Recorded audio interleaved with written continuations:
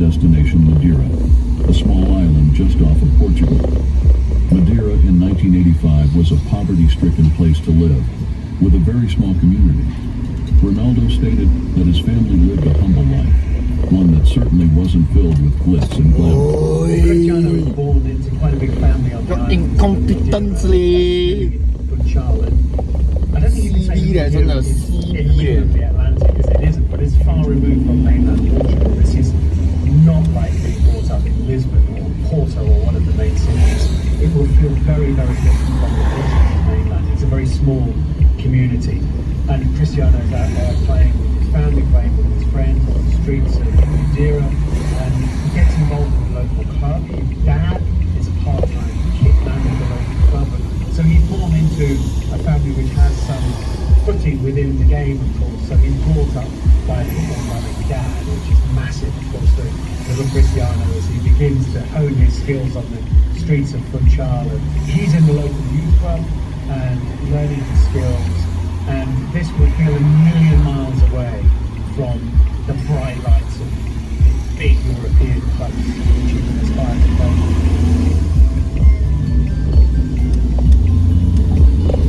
At the age of 8, Ronaldo signed to his first youth team, Adorinha, where his father was a part-time equipment manager. Playing on both the street and the pitch, football had now become an obsession to him. At 10 years old, Ronaldo then moved on to one of the biggest clubs on Madeira, Nacional. But whilst playing here, he was spotted by a football scout, and at just the age of 12, Ronaldo was chosen to trial out for the Portuguese giants, Sporting Lisbon. I think it's obvious really early on that Ronaldo has an incredible talent. Well, that's obvious to his family, obvious to his teammates, obvious to everybody around him. And whilst Madeira might be a long way removed from the Portuguese mainland, of course, the big clubs of the Portuguese mainland are very much across what is happening, and they're very happy to go and find out about somebody causing such a stir, even on the island of Madeira out in the Atlantic. And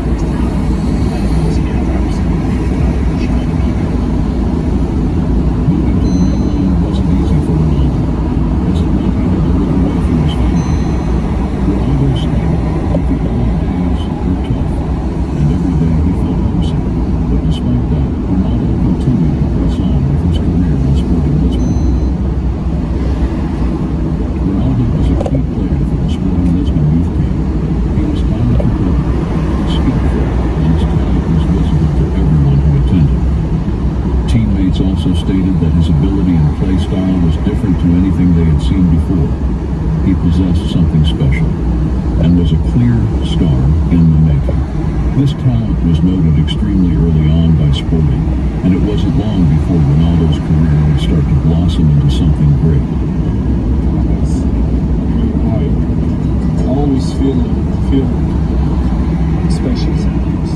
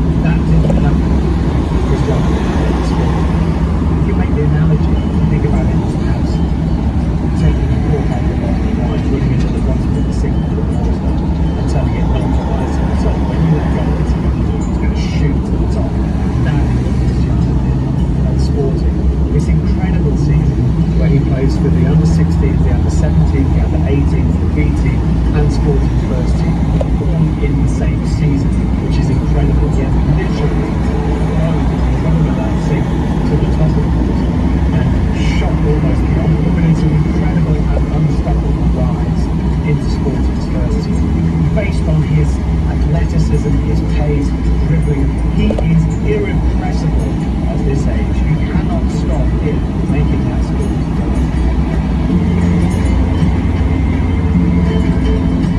Ronaldo's 2002-2003 season at Sporting Lisbon really put him on the front pages in Portugal.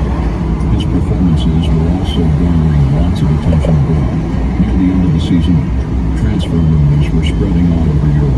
Representatives of Liverpool, Arsenal, and Barcelona were all showing interest in signing the teenage prodigy.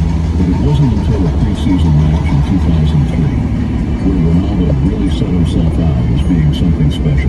This match was against Manchester United and would go on to change his life completely. So one of the absolutely key dates in Ronaldo's story is the 6th of August 2003. Sporting's new stadium, which was out of that stadium, was open, and they have a game against Manchester United. The very first game to celebrate the opening of the stadium. Cristiano Ronaldo was Sporting. This is a new brand for Manchester United, and he is incredible at this friendly game. The story goes that at half-time, the Manchester United players have been given a runaround by this kid that they know almost nothing about. So much so that they're walking in the dressing room at half-time and saying to the Manchester United manager, Alex Ferguson, you have to sign this boy. John O'Shea, experienced Manchester United defender,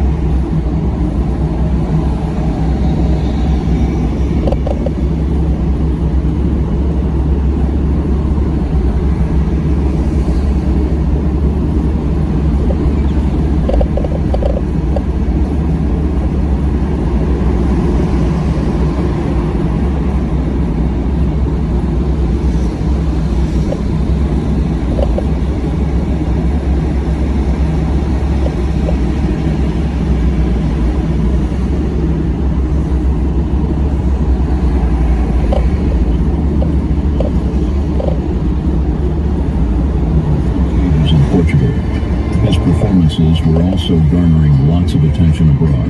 Near the end of the season, transfer rumors were spreading all over Europe. Representatives at Liverpool, Arsenal, and Barcelona in the teenage prodigy. But it wasn't until a preseason match in 2003 where Ronaldo really set himself out as being something special. This match was against Manchester United and would go on to change his life completely. So one of the absolutely key dates in Ronaldo's story is the 6th of August 2003, when Sporting's new stadium, the José Alvalade Stadium, is open, and they have a game against Manchester United, the very first game to celebrate the opening of the stadium. And Cristiano Ronaldo had broken into the sporting first team towards the end of the season before. This is in the new ground, is Manchester United, and he is incredible in this friendly game. And the story goes that at half-time, the Manchester United players have been given the runaround by this kid that they know almost nothing about, so much so that they are walking in the dressing room at half-time and saying to the Manchester United manager, Alex Ferguson, you have to sign this boy. John O'Shea, experienced Manchester United defender, was twisted inside out in the first 45 minutes by Ronaldo. An extraordinary performance. And the story goes that Alex Ferguson got onto the United kit man, told him to find Peter Kenyon, the chief executive of the club, and to immediately begin negotiations with Sporting during the second half to make sure that Manchester United could sign this kid before anybody else did. Actually, Ronaldo had already touted himself a little bit towards Liverpool. He said what a thrill, what honour it would be to be involved in such a club with such tradition. Arsenal had met with his agent, but Alex Ferguson, on the say-so of his players, made sure that in the second 45 minutes of this exhibition match, that they pretty much had Ronaldo by the time that the final whistle. So Alex Ferguson said, Cristiano, I want that you're coming from Manchester United, you're going to play 50% of the games. Make me feel comfortable. And I said, wow, with 18 years old to play 50% of the games, for me it's unbelievable. This is why I take that decision because of course George helped me to take that decision, and of course the last word of Sir Alex Ferguson was the key to sign for Manchester United.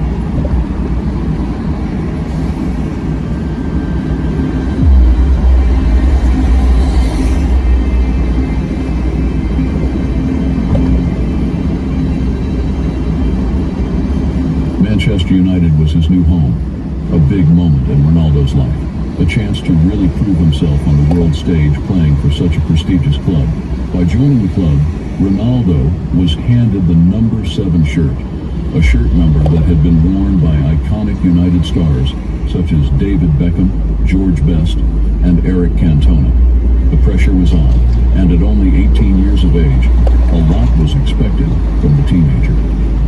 So when he arrives at Manchester United and Old Trafford, you have to remember that David Beckham had just left for Real Madrid, and Beckham was the star amongst the dressing room of stars. So Manchester United is missing one of its constellations, the biggest planet, if you like, in its constellation. Now, we now know, of course, that Ronaldo came in and eclipsed even what David Beckham did at Old Trafford. But at the time, he comes in as this skinny, scrawny teenager, the most expensive teenager ever in English football, around £12.5 million. And what does Ronaldo do? He puts on David Beckham's number 7 shirt, and that tells you an awful lot about Cristiano Ronaldo. Even at that age, he is willing to pull on the number 7 shirt, which not only Beckham had worn, of course, but if you go back to Eric Cantona had worn that shirt. This is the iconic shirt at Old Trafford, and the first thing Ronaldo does is accept that number. That takes some confidence. On the 16th August 2003, Cristiano Ronaldo made his debut for Manchester United, playing against Bolton at home. In the 16th minute, he came into a standing ovation, impulsing Ricky Fans throughout the later part of the game were chanting Ronaldo's name as he brought a newfound energy to the team. So I think my family with Ronaldo was probably trying to introduce him gently into the English league. This is a new country, he's mastering the language brilliantly. And I think that was Alex Ferguson's plan, to try and treat him in much the same way as he had with Ryan Giggs, to use him sparingly. But again, you just can't do that with Ronaldo. George Best said that Ronaldo's debut for Manchester United was one of the most exciting he'd ever seen. When George Best says that about an emerging player, then everybody will obviously sit up and take notice. Manchester United went on to win the game 4-0, and although Ronaldo didn't get his name on the score sheet, he did help get the ball forward multiple times, thanks to his brilliant dribbling skills and his speed. He did, however, help set up United's second goal. So by this time, Ronaldo's trademark abilities are beginning to come to the fore, and they're obviously his physique, which he's worked on throughout his career. He has this incredible strength, unbelievably quick feet. He has feet like a conjurer's hands. His change of pace is incredible. His top speed is unbelievable. He is now eclipsing what Ryan Giggs did on the left wing for Manchester United. Cristiano Ronaldo is doing and more on the right hand side. His skill set is unbelievable, and he is literally embarrassing some of the best defenders in the Premier League week after week with tricks and skills and pace and strength which they just have not seen before, they've not experienced before, and they cannot look at. Very quickly, Cristiano Ronaldo is one of the best players in the league. Ronaldo's first season at Manchester United really got his name in the headlines despite the fact that he was only playing 50% of the matches. But after only 3 months in the first team, Ronaldo got his first goal against Portsmouth. The goal was scored from a phenomenal free kick, sailing past the goalkeeper and finding itself into the top right corner of the net. Not only had Ronaldo shown that he was a great all-round player, he had also shown how precise he was at taking free kicks. It is Ronaldo, and it's in!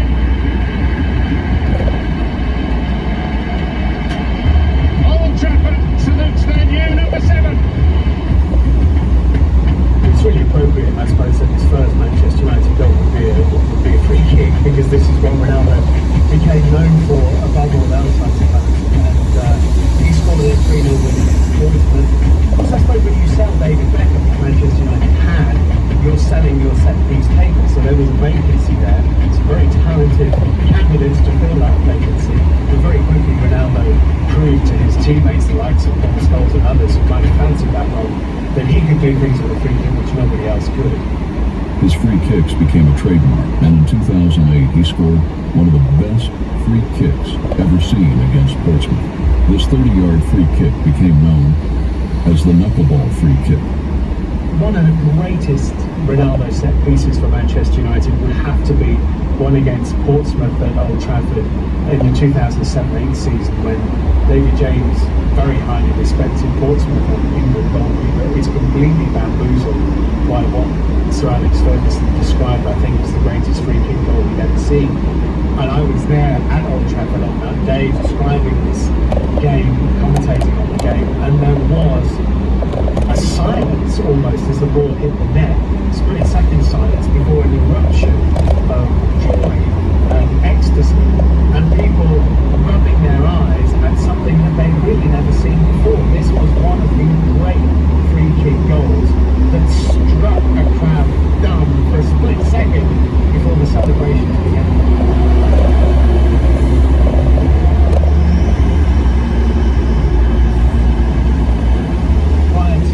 Ronaldo, I don't think anybody in England had ever seen anybody care where the valve of the football was before they struck it, or strike that pose which is now literally turned into a statue on the island of Madeira as he stands with his arms like this and addressing the ball in a way almost like a golfer addresses the ball on a tee. No one had ever seen any of this stuff before. People had seen people take free kicks, curl it off the inside of their boot, or even perhaps curl it off the outside of the boot. And of course Ronaldo can do that.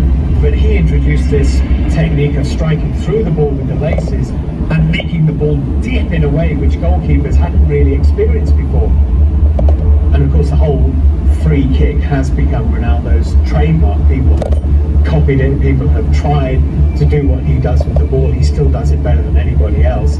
And he more or less invented this way of approaching the ball. That is all Cristiano Ronaldo.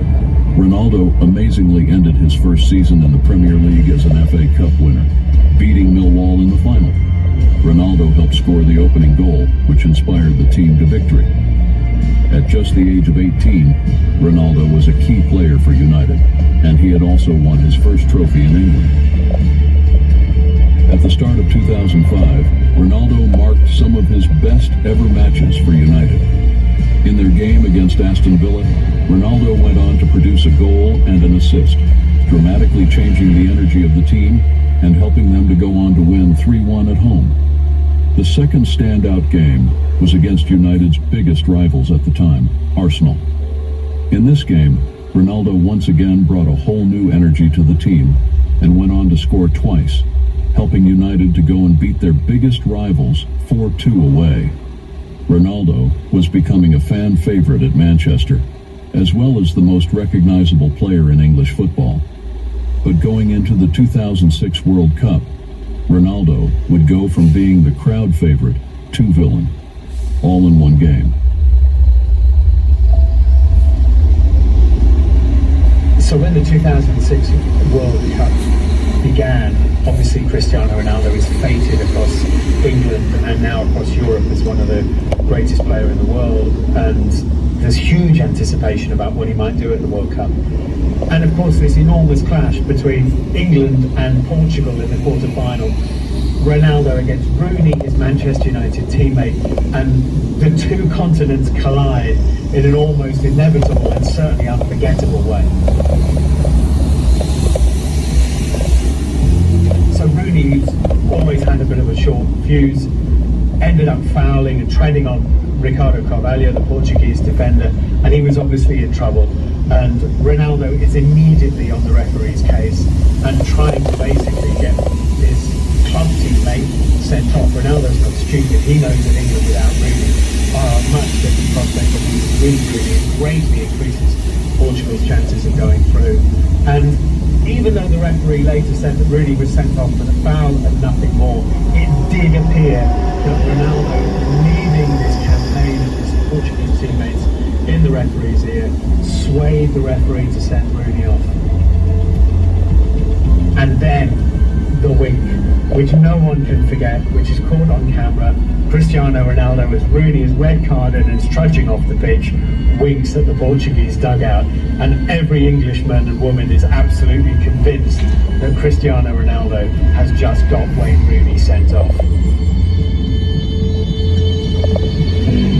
I mean, inevitably this led to massive questions about could Ronaldo and Rooney play together anymore at Old Trafford.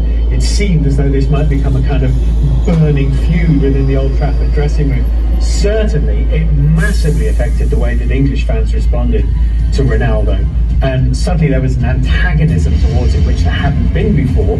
Even supporters of opposition clubs begrudged.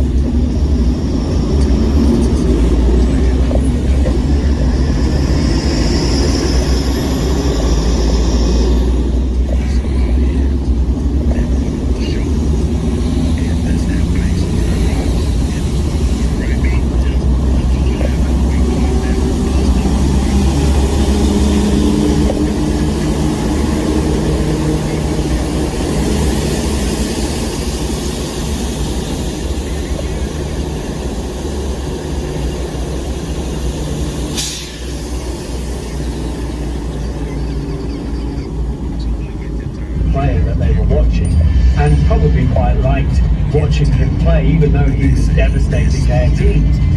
Suddenly, everywhere Ronaldo went, he was getting booed. Even some Manchester United fans seemed to have turned against him.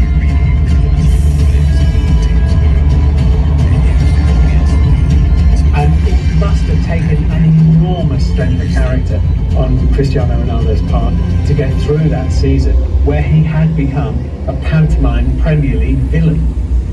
Despite the hate directed towards Ronaldo after returning from the 2006 World Cup, his 2006 R7 season was filled with record-breaking moments. He broke the 20-goal barrier for the first time, achieved his 50th goal for Manchester United, won Young Player of the Year, the FWA Footballer of the Year award, and on top of all that, helped United win the Premier League title, rendering him as a Premier League champion.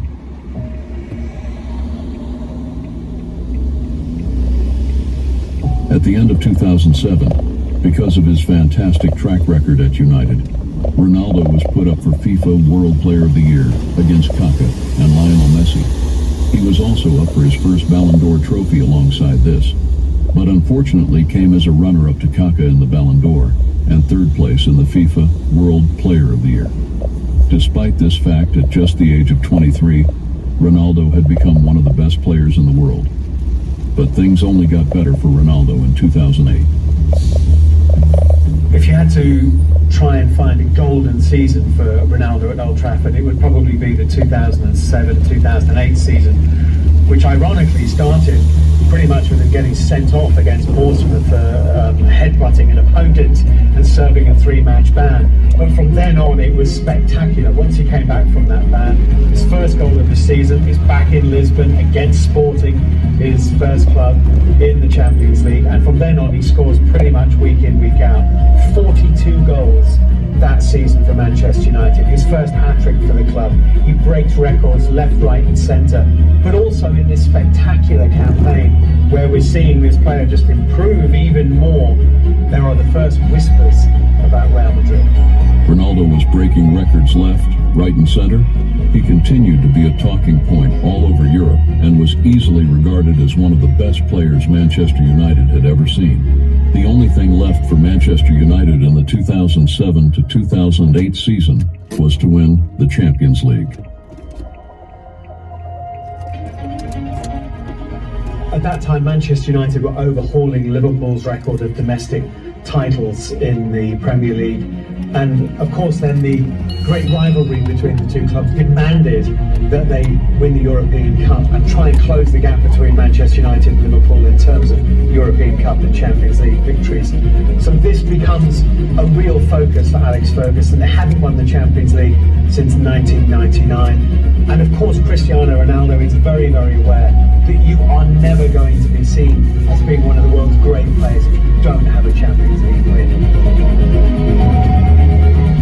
Beating Messi's Barcelona over 2 legs in the semi-final, of course, would have given Cristiano